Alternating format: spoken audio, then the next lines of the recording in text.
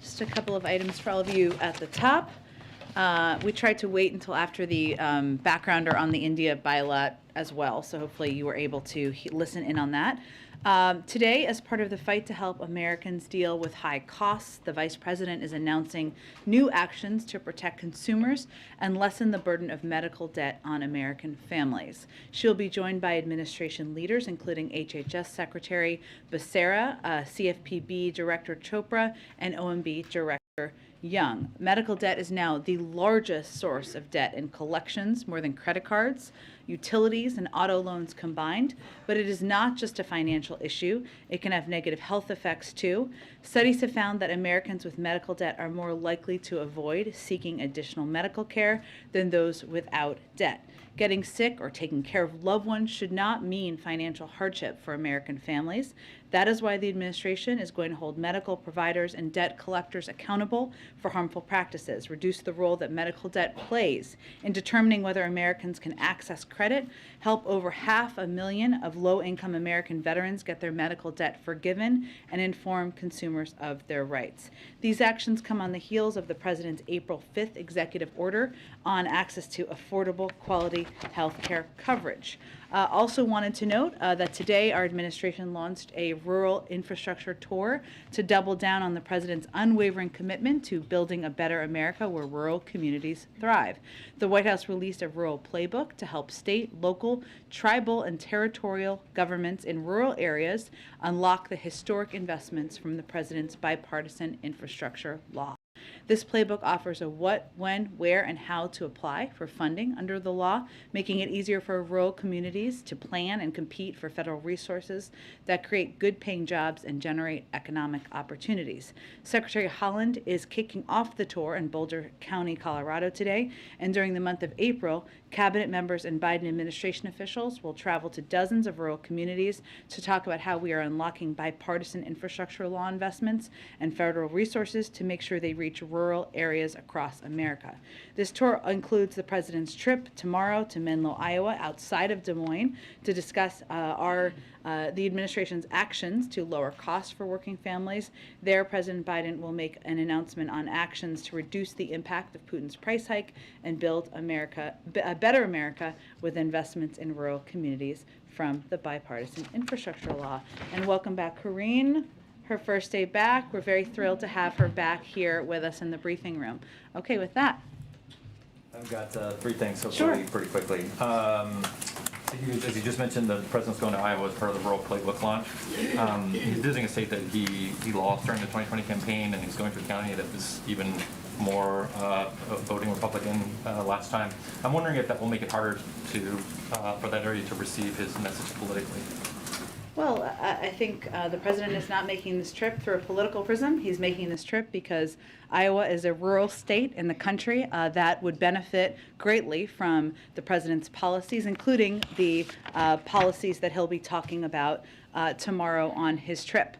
When he was running, I think many of you heard him say and convey he wanted to be the president for all people, whether you voted for him or not. And this is certainly an example of his effort to do exactly that. On another topic, looking at the bilateral, how much did the President push the Prime Minister to limit Russian energy imports and arms, and what was the response? Well, we'll let the Indian government project their response, or not their response, but their readout of the call. I would say that energy imports are not banned. They don't violate our sanctions. We certainly recognize every country is going to take steps that are in their interest. At the same time, on this call, what the President did is consistent with what our Deputy National Security Advisor, of course, did during his visit just a few weeks ago, was to make clear what the impact, of course, of our sanctions would be. We expect everybody to abide by those. And while India only imports about 1 to 2% of its energy from Russia, we also made clear, and the President made clear, that we would be happy to help them in diversifying this as well. In terms of And we also made clear, I should say, that the president also made clear that he does not believe it's in India's interest to accelerate or increase imports of Russian energy and other commodities as well, which is something we certainly convey to other countries. In terms of military actions, we have not made a decision about the waiver under CATSA. In terms of how much it was discussed during the call, I'd have to get more details from our national security team on that specifically. Go ahead. Jen, on the new rule today, this is already facing the threat of legal challenges from some gun groups. Given those threats, are you bracing for legal challenge, and when do you realistically expect to see this new rule take effect, given those challenges? Well, let me first say that this rule, or the intention to put this rule forward, was announced, as you know, some time ago, and there was a lot of response to it, 250,000 comments, which is, of course, a lot to go through. What this is a reflection of, and why the president is, of course, confident or hopeful about our ability to ensure we can continue to implement it, is the fact that ghost guns kill people too. Ghost guns can be purchased online. People put together these kits.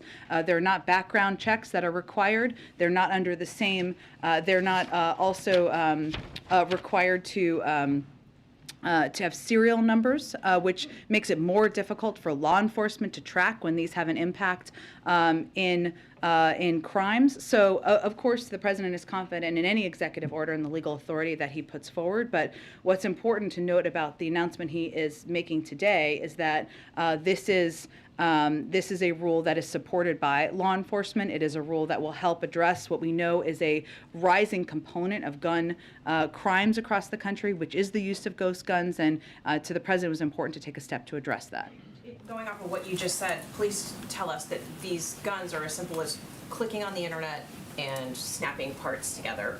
Will there be, can you say, this administration say there will be fewer shootings as a result of what the president is doing today? Well, that's always our hope and our objective, right, is to reduce the impact of gun violence. As we've seen violence go up, we have seen a huge, vast majority of that, nearly 3/4, as a result of guns. And ghost guns, as you said, Cecilia, are used by simply clicking and ordering online, ordering a kit that people can make in their homes. And that is one of the reasons why this action or efforts to take more steps has been supported by a range of law enforcement officials. From the International Association of Chiefs of Police said that ghost guns are, quote, increasingly used by criminals and terrorists. We saw Governor Larry Hogan, of course a Republican, as you know, call Maryland's bill banning ghost guns a, quote, positive step as we seek to stem the tide of violent crime. Brown County, Wisconsin Lieutenant Matt Ronk said ghost guns are, quote, a new threat. And there are a range of police leaders and officials across the country who have conveyed how important both these components that the president is announcing today are to addressing the threat of ghost guns. Hey, Jim, just to follow up, did the president get a commitment from Prime Minister Modi not to accelerate or increase imports of Russian energy? I'll let Prime Minister Modi and the Indians speak to that. Again, it's 1% to 2% at this point in time. It is not, they import 10% from the United States. It is not a violation of any sanctions or anything along those lines. It was a constructive, direct conversation, but I will let them speak for themselves. And secondly, the president said he wanted to meet Prime Minister Modi in Tokyo on or about May 24th. What else can you tell us about this trip? The president is looking forward to going to Asia at some point, but I don't have any more details at this point in time. Clearly he's excited since he talked about it today. And lastly, any details about this announcement tomorrow in Iowa? Is it related to ethanol? I don't have any more details at this point in time. As you all know, we are taking a range of steps to reduce the price of gas, to move us toward a long-term, more clean energy economy, but I expect we'll have more of a preview for you later today. Go ahead. Thanks, Jen. Back to the conversation with Modi. Did the president urge Modi to speak out more forcefully against the Russian invasion? Well, we have seen the Indians do exactly that more recently, as they did as it relates to the horrific photos that we saw around Busha. We've seen them take steps to provide humanitarian assistance and a range of assistance, but it is something we always encourage leaders to do, to speak out, to be vocal, to ensure they are on the right side of history. But this was a constructive call. It was a productive call. It's a relationship that is vitally important to the United States and to the president. I would not see it as an adversarial call. And then I understand you want to let the Indians speak for themselves, but was the president seeking a promise from Modi that he wouldn't look to increase oil purchases from Russia? Well, the president both conveyed that we are here to help them diversify their means of importing oil. Again, the imports from the United States are already significant, or much bigger than the imports that they get from Russia. And we, of course, the president conveyed very clearly that it is not in their interest to increase that. But beyond that, I would let the Indian leaders speak for themselves. And then Go ahead.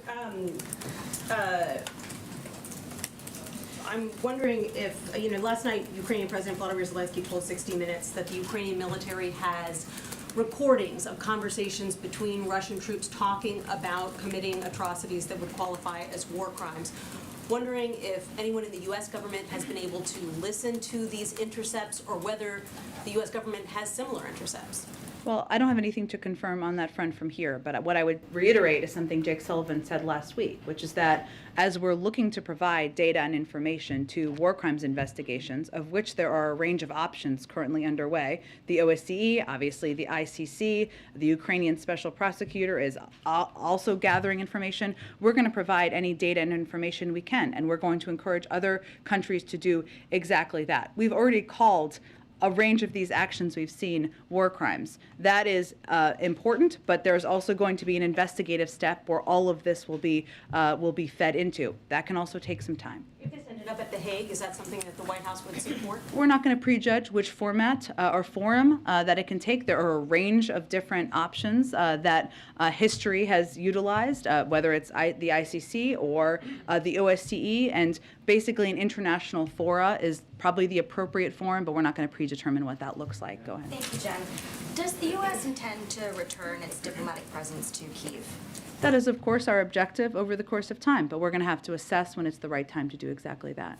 Is it considering moving back into Ukraine, potentially to Lviv, sooner rather than later? I don't have a prediction of that at this point. Obviously, it's in our interest to have a diplomatic presence on the ground, but that is an assessment made by the State Department, made through the prism of security considerations, and sometimes it's a smaller presence that gets larger, but they are really the appropriate entity to speak to that. Is there any concern that if the U.S. does not get its diplomatic presence back sooner, that it'll appear that we're leading from behind, as you've got the European Union, I believe the Czech Republic, Italy, a lot of countries are coming forward and saying that they're going back to Ukraine, and the U.S. hasn't done it yet? I would say that the most important thing the United States has done and continues to do is lead the entire global coalition in standing up against Russia and ensuring we are providing military security assistance, expediting that, tapping into not only our own resources, but the resources of countries around the world, and leading the world in a package of economic sanctions that has had a crippling impact on the Russian economy.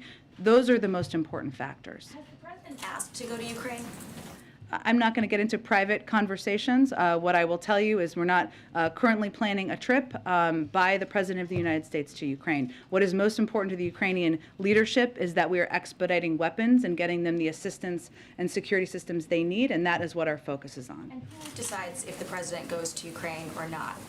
In what way? He had said when he was in Poland that he expressed interest in going to Ukraine, but they wouldn't let me. So I'm wondering who I'm not going to advises get that. into private considerations internally on that front. Okay, and then on Title 42, you said over the weekend that the administration agrees more needs to be done, the immigration system is broken. This was in response to a question about Sure. Democrats who don't want to lift it right now.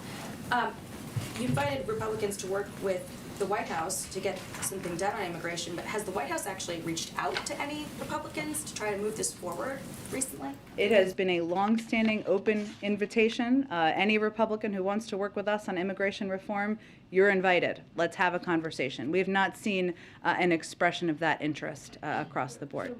So you're wanting Republicans to go to you. The White House is not reaching out then to any. We have conversations with Democrats and Republicans all the time, Jackie, but I think it's clear what we're seeing from Republicans is an effort to politicize this and not fix what we all recognize as an outdated and broken system. One last question. You said on Friday that the vice president was masked indoors all day, but the White House tweeted a video showing her standing over the president without a mask on. Can you explain what happened there?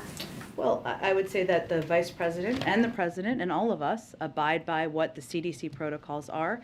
It was an emotional day. It was a historic day. And there were moments when she was not wearing a mask inside, including in a photo, but she was wearing it 99.9% of the time. I would note the president and the vice president have both tested negative in the last 24 hours. And, we have felt and made the decision it's important to share with all of you when there are close contacts. That's exactly what we did. Why it's of interest to the public, I think, is, and you guys can agree or disagree with me, is because the four principles, the public has a right to know and an interest in knowing when the four principles have exposure or close contact exposure to any individuals who have COVID. The vice president is now 5 days post-exposure. She tested negative. Oh, go ahead, do it. Oh, sorry. I'll go to Caitlin. Go ahead. Go ahead. Sorry, I jumped around. I didn't mean to. Go ahead. Speaking of India's response to Russia's invasion, they have abstained from several votes at the United Nations condemning the invasion, suspending Russia from the Human Rights Council. Did President Biden raise that during their call today? I don't have any more details beyond what was raised or briefed out in the background call. Obviously, the call concluded. We just did a briefing call. I don't have any more details beyond that. So you can't say if President Biden asked them to condemn the invasion? They have condemned the recent horrific atrocities we saw in Busha, and certainly, as we see more, we expect them to do exactly that as well. What does the U.S. assess this new Russian general overseeing the invasion will mean for it going forward? Well, I would say our view is that even a changeover in personnel or leadership at the top is not going to erase the fact that this is a strategic a failure for Russia. What we should all be aware of, and we are certainly aware of, is this is a general who was already responsible for overseeing atrocities in Syria, and that we would expect that it would be a continuation of the type of atrocities we've already seen take place in Ukraine. But again, they have not, it is not gone as President Putin has planned, and we don't expect a change in personnel would change that. Are you concerned it could get worse? Well, I think, Caitlin, separate from any change of leadership at the top, what we have seen or we expect is as they have coalesced their resources and their all of the resources that they have into most of them, I should say, into eastern Ukraine, we certainly expect that they will seek to surround and overwhelm Ukrainian forces in that part of the country. We expect Russia will continue to launch air and missile strikes across the rest of the country to cause military and economic damage. And we expect this stage of the conflict could last a long time, and we should have no illusions that Russia is going to adjust their tactics and make them less brutal. And certainly changes in leadership reflect a continuation of the type of atrocities we've seen, or the type of approach that we've seen and we've also predicted from the beginning. And just to follow on Jackie's question, what is the threshold for reopening the U.S. Embassy in Kyiv? I'd point you to the State Department if they have any more specifics they want to outline publicly. Obviously, we want to have a diplomatic presence on the ground. That's always going to be our objective. Go ahead. Oh, Kelly, go ahead. Go ahead. It's been years since there's been a confirmed ATF director, Yeah. and what do you think will be different now with this new nomination the president's putting forward? And do you think the absence of that kind of leadership has had any part in the increase in gun violence the country has seen? Well, it's hard for me to make a conclusion, or us to make a conclusion on that from here. But what we know is that having confirmed leadership leading any agency, including one as important as the ATF, always is going to make the systems, the processes, the ability to get policy making done more efficient and effective. And there's no question it's a net positive to have someone confirmed to lead ATF.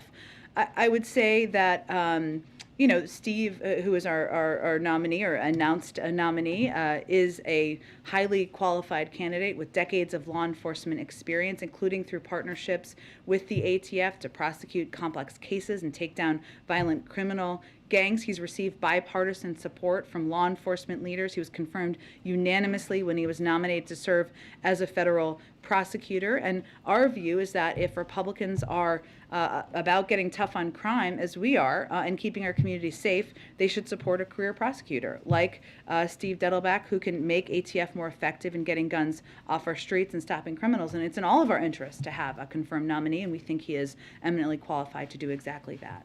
And just to follow on the issue of the vice president and the masking, a couple of times you've cited emotional day, important role she was playing. You're not saying that those things are reasons to not follow CDC guidelines? Absolutely not, and I appreciate your question on that. What I was conveying is that while she has worn a mask, as is protocol, and as is our expectation of everyone from the vice president, the president, all of us on down, if you have a close contact, that there was a photo, as Jackie said, and there are moments when she was human, and she didn't have a fat mask on in a photo, but she has worn the mask, and certainly that is what we want to convey to the American people. Is it because of the photo, because it's an important day and the photo will live for decades, that we all understand? I mean, I'm wearing a mask today, I don't always wear a mask. Yeah. Is that the reason? I think it was a decision made in the moment, but it doesn't mean that we don't all try to be model citizens here and abide by what the CDC protocols are and requirements. And I conveyed and wanted to reiterate that she did test negative, in case those of you had not seen that, because she now is at that 5-day past the close contact. Yeah. Go ahead. Oh, Jan? Thank you. Pakistan's Prime Minister Imran Khan was deposed this weekend following a no-confidence vote in Parliament. What is the administration's reaction to those developments, and does President Biden have any plans to speak with the country's new Prime Minister, Shehbaz Sharif? So we support the peaceful upholding of constitutional and democratic principles. We don't support one political party over another, and we certainly support the principles of rule of law and equal justice under the law. We value our longstanding cooperation with Pakistan, have always viewed a prosperous and democratic Pakistan as critical to U.S. interests. That remains unchanged, regardless of who leadership is. In terms of a future call, I don't have anything to predict at this point in time. Obviously, we stay in close touch with them at a range of levels. One more question on the president's call with Prime Minister Modi. Was India's acquisition of the S-400 missile defense system from Russia a topic of discussion? And do you have any updates on whether the U.S. would impose sanctions that would be triggered under CAATSA or issue a waiver should India go through with that purchase? Yeah, I don't have an update, as I said, kind of to an earlier question on the CAATSA waiver that would be required. I don't have an update at this point in time. I can see if there's more to report out to you for the end of the day. Go ahead. Tomorrow is CPI day. It's probably obviously going to capture the start of the war and pretty significant spikes in energy. Can you give us a sense of what you're expecting and what, if any, change this will make for what talks may or may not be going on with the Hill on what pieces that may or may not be passed of a bill that may or may not have a name? I don't know. Sounds very hypothetical and hopeful. Okay. How high do you expect these numbers to be? Sure. Is there No, any impact on the strategy to pass what you believe to Sure. be inflation cooling measures in the Yes, medium term? I understand your question.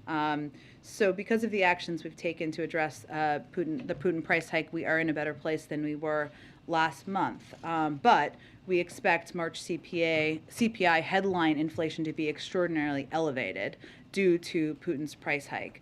And we expect a large difference between core and headline inflation, reflecting the global disruptions in energy and food markets. So core inflation doesn't include energy and food prices. Headline inflation does. And of course, we know that core inflation, energy, the impact of energy, of course, on oil prices, gas prices, we expect that to continue to reflect what we've seen the increases be over the course of this invasion. And just as an example, since President Putin's military buildup accelerated in January, average gas prices are up more than 80 cents. Most of the increase occurred in the month of March, and at times gas prices were more than $1 above pre-invasion level. So that roughly 25% increase in gas prices will drive tomorrow's inflation reading. And certainly it's not a surprise to us, but we certainly think it will be reflected. And in March, again, to give you a point of comparison, the average cost of a barrel of oil was around $110. That's compared to about $75 at the beginning of the year. So we expect this to all be reflected as we look at the data tomorrow. I will say that anytime there is heightened monthly data or inflation reporting or numbers, it is a reminder to us, to our allies on the Hill, and hopefully to many of the American people that we need to do more to reduce costs for the American people. We have, of course, legislation that could do exactly that, cut the cost of child care, of health care, of elder care. These all have enormous impacts on people's budgets, on when they're doing those calculations at their kitchen table, and certainly this data will be a reminder of the need to do something and take additional steps. Yeah. The President signed the PNTR bill on Friday. Yes. Do you have anything to share on next steps for that? In other words, how quickly would tariffs on Russian goods change across the Yeah, that's a great question. Let me see if I can get you a more how quickly it would be implemented. When they would see the tariffs, as you're asking. Yeah. Right. Okay. And finally, the announcement this afternoon on guns. Of course, backdrop to this is a lot of cities are seeing significant instances of gun crime or violent crime more generally. Can you give us an update of where the administration stands on a push for a police reform package to pass through Congress? Are those talks ongoing at all, or is the calculus of the sort of escalation in crime has made it even more difficult to pass the police reform package right now? Well, I would say first on gun violence, which we do recognize as an enormous problem, and of course a driver of what we've seen as the rising rates of crime across the country for some time. We are going to continue to call on Congress to do more. We're not going to wait while lives are being lost and when more reforms need to be put in place. So, I think there's kind of two components here. There's obviously police reform.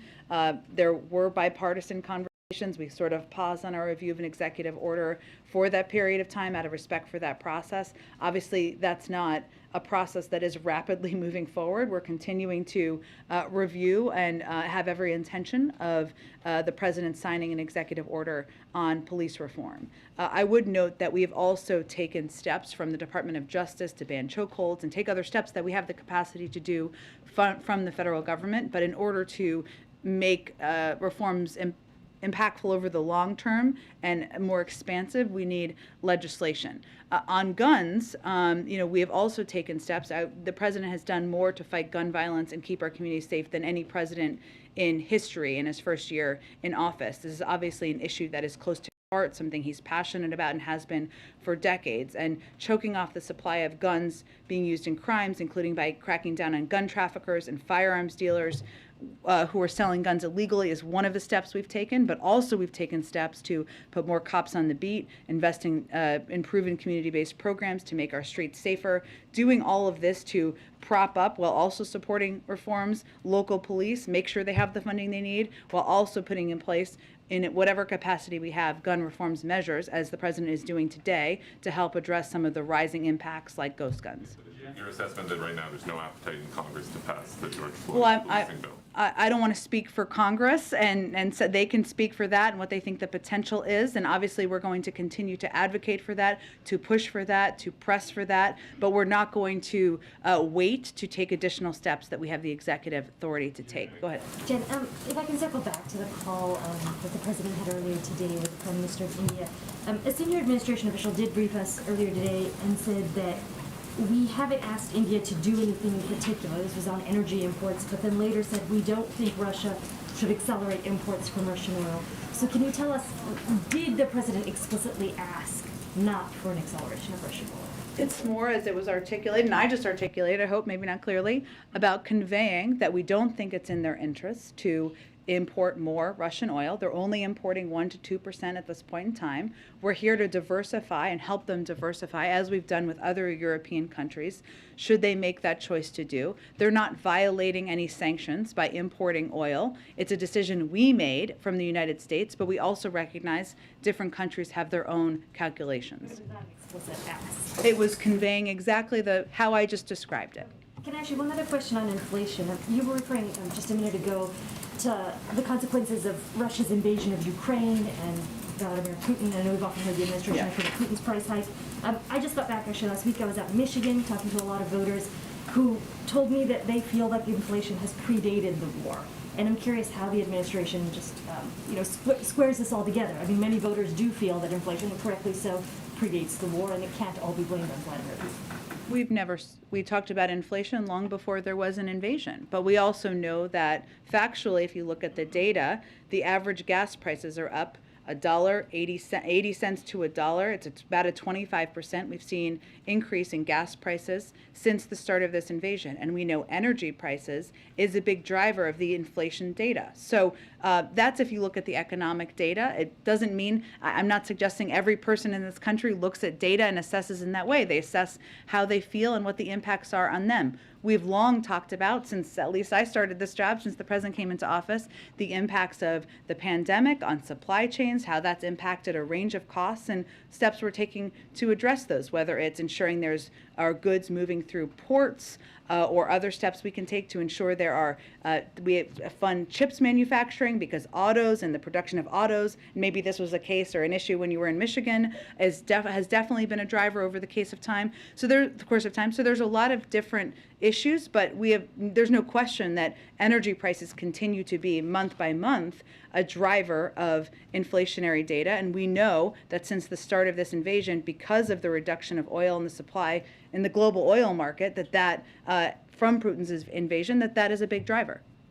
Go ahead. Jen, thanks so much. Just circling back to Kelly's question Yeah. about the new ATF nominee. Can you describe any outreach that's been done to the Senate to ensure that the confirmation process goes more smoothly than it did to the last selection? Well, because we're just announcing him today, I would expect it would be from here forward, right? Obviously, there are notifications that happen in advance of any announcement, but certainly we feel that he is somebody who has been supported from had bipartisan support in the past, is broadly supported by a number of police groups, and that he's an excellent candidate to lead ATF. But I wouldn't validate a process going awry. I think it's more about whether or not Republicans in Congress feel that there should be a head of the ATF, and we believe there should be, and this is a person who is eminently qualified to do that. Did that notification process include Senator Manchin's office? I'm not going to get into specifics of the notification process, but obviously since he's just making this announcement today, I would expect that the outreach picks up from here. Okay. And then just on the president was photographed over the weekend in Washington, D.C. wearing a mask. I just wanted to, if you could go through like when he masks and when he doesn't. Would it appear that he did not have a close contact, but correct me if that's wrong? He did not, but we all make decisions. Some people in here are wearing masks to make them more comfortable, or because they chose to that day, or maybe they're going to be around family members or people who may be immunocompromised or vulnerable, and the president makes that decision, as we all do as well. Go ahead. Jen, could I just ask a kind of a broader question related to the Modi meeting? Sure. You've talked a lot about the president's leadership in terms of assembling a global coalition against Russia, but that global coalition isn't really global in the sense that there are many countries out there, India is one of them, that hasn't really joined, hasn't really taken a side. They've sort of adopted a neutral stance, as Caitlin mentioned, the votes in the UN, including the most recent one on kicking Russia out of the UN Human Rights Council. So, do you all consider India an example of a kind of failure to broaden the coalition to countries like India beyond the sort of core European countries? And if so, was this call used, or does the president see pressure to use a call like this to expand that global coalition even further, so that Russia doesn't have the kind of lifelines that it needs to escape the sanctions and the like? Well, I would say building far more than 50% of the world's GDP into a global coalition is hardly a failure. I don't think anyone would call that a failure. But what India has done to date, and our objective, and part of the objective of a phone call like this, is to have a diplomatic conversation to build on this, right? Recognizing that countries go at different paces and taking steps to support countries like Ukraine. What India has done to date is they have condemned the killings of civilians in Bucha. They've supported calls for an independent investigation. They've provided over 90 tons of humanitarian relief material to Ukraine and its neighbors, to include medicine and other essential relief. Earlier in the conflict, they also used its resources to evacuate almost 150 foreign nationals for 18 different countries. So part of our objectives now is to build on that and to encourage them to do more. And that's why it's important to have leader-to-leader conversations. Jan? Go ahead. The mask mandate for public transportation like trains, buses, and airplanes expires next week. Does the White House or the administration have any plans on extending that? Well, it's a decision made by the CDC, so they will make that decision, and I'm not aware of a decision being made at this point, but I would certainly point you to them. Go ahead. I'd like to switch gears here. Do you have an update on Brittany Griner? Russian state media reporting that her detention's been extended at least until May 19th. And also, is it still a strategy not to talk about her case or limit talk about her case to keep from politicizing it? So the State Department will have the most up-to-date information. I think it's been out for some time, the extension of her detention there. We typically don't talk about cases in advance of having a Privacy Act waiver. Once we had a Privacy Act waiver, we can talk about it more. But historically, and having formerly served at the State Department, it is not typically constructive to talk a great deal about these cases of individuals who are detained.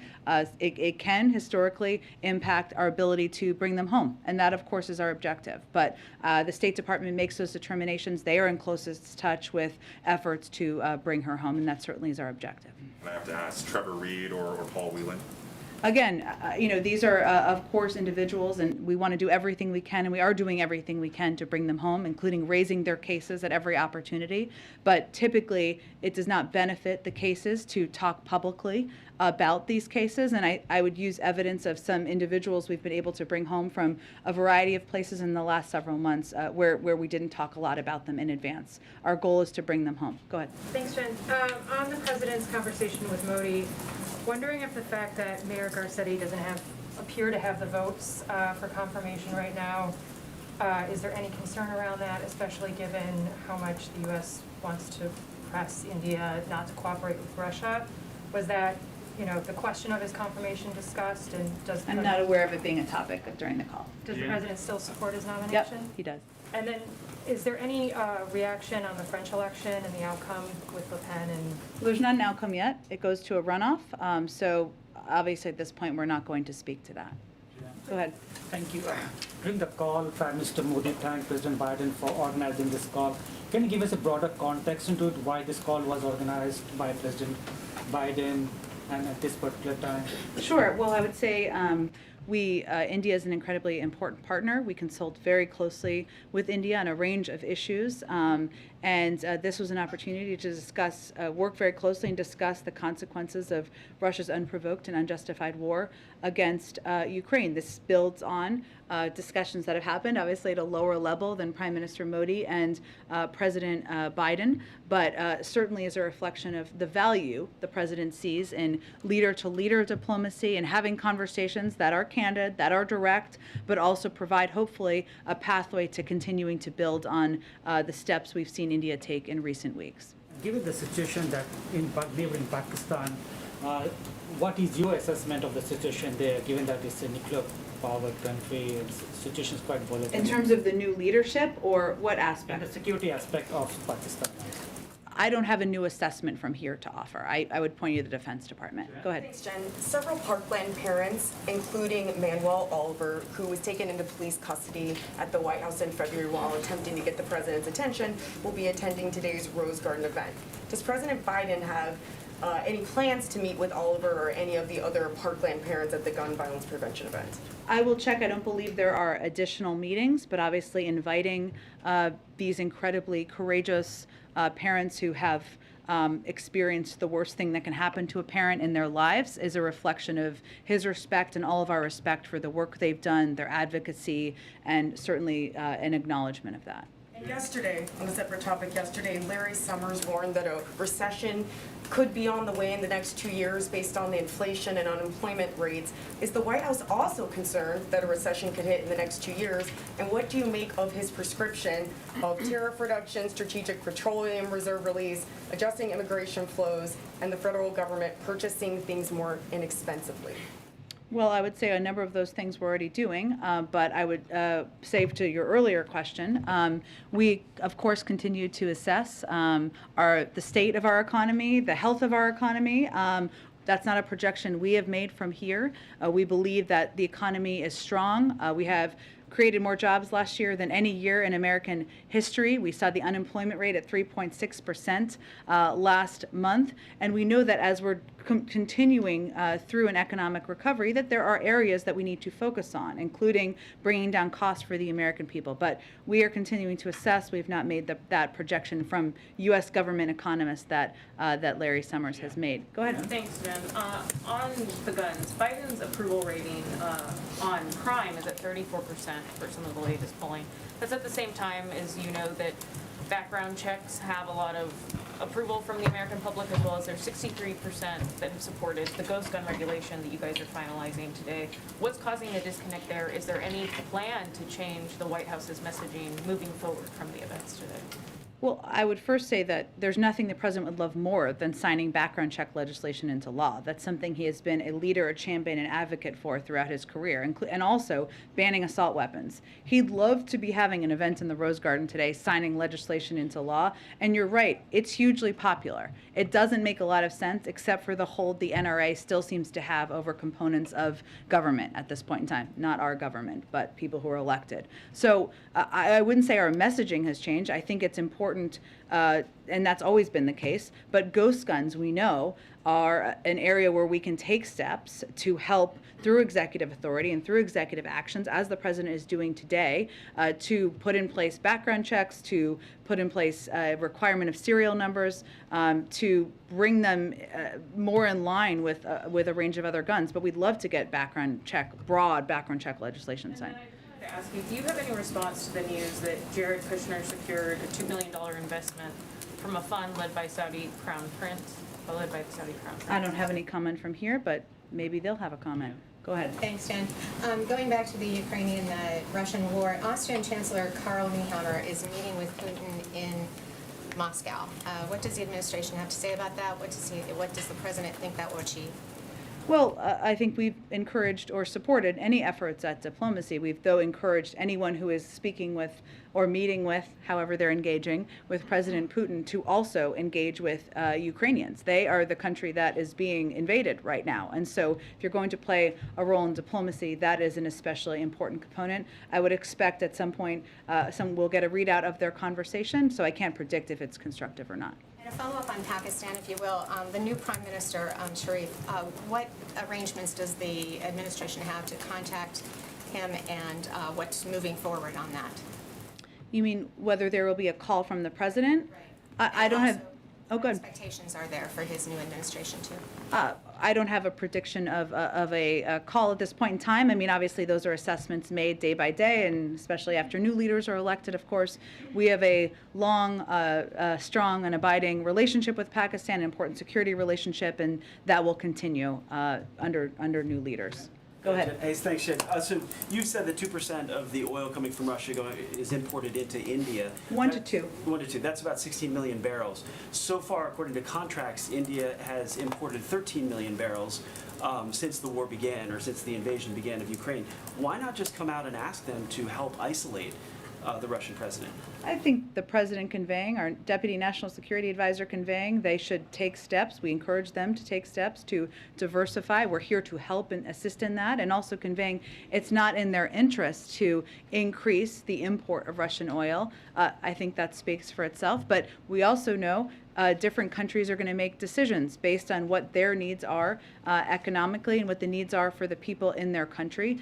We have, of course, banned the import of oil here. Other countries have not done that, so it's not a violation of any sanctions or any requirement or request from our end. On inflation, Uda, so you're saying that because of the president's work, then we will see in the core inflation, without gas and food, you'll see that core come down, and you'll see the results of his work in that inflation number? I was making a prediction not of that, but of the fact that you're going to see, because of the increase in the price of oil, you're going to see an increase in the overarching headline number.